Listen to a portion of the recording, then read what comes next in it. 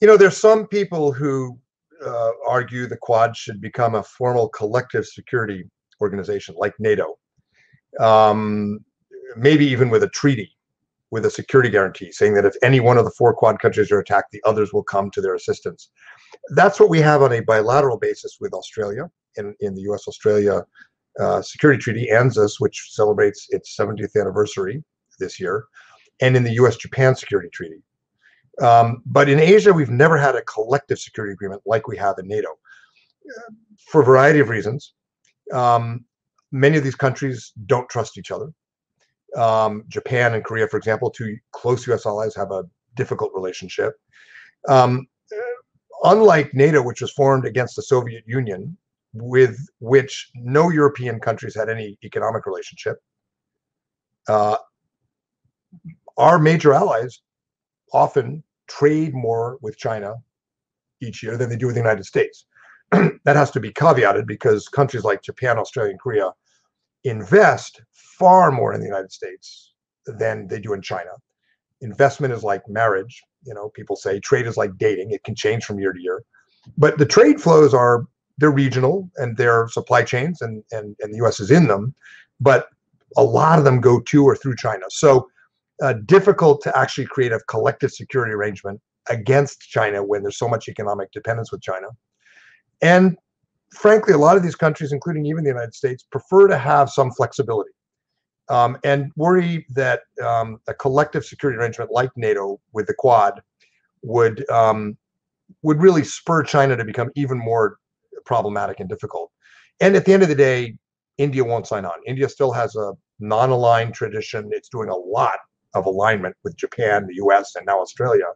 But still, strategic autonomy is a key element of Indian politics and foreign policy, and they're not going to sign on to a collective security arrangement. So it will focus primarily on coordination, consultation.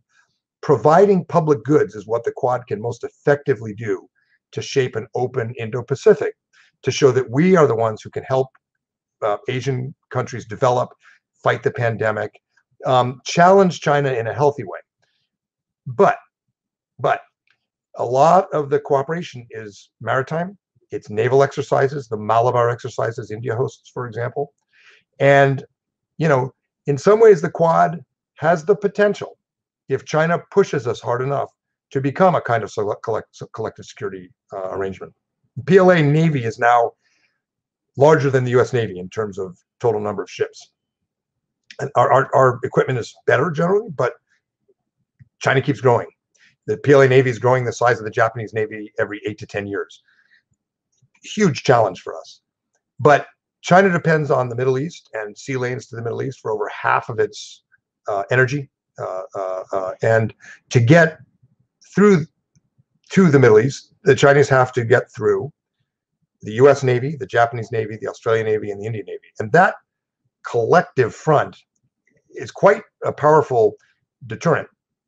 It's not a formal security arrangement.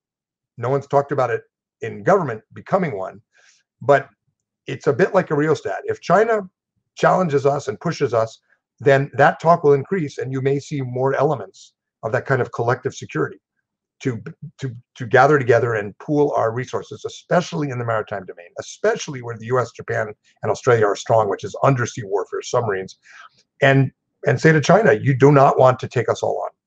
So in that sense, it has the sort of notional potential to be a collective security arrangement, but it's quite unlikely, except in the extreme scenario, some people would say becoming less extreme, that China really continues challenging us militarily with economic boycotts and forces our hand.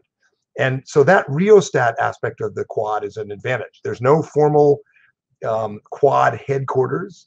There's no treaty. It's quite informal, but it can be turned up and down like a rheostat depending on the challenges we face. And that's about, I think, what we'll be looking at for the foreseeable future.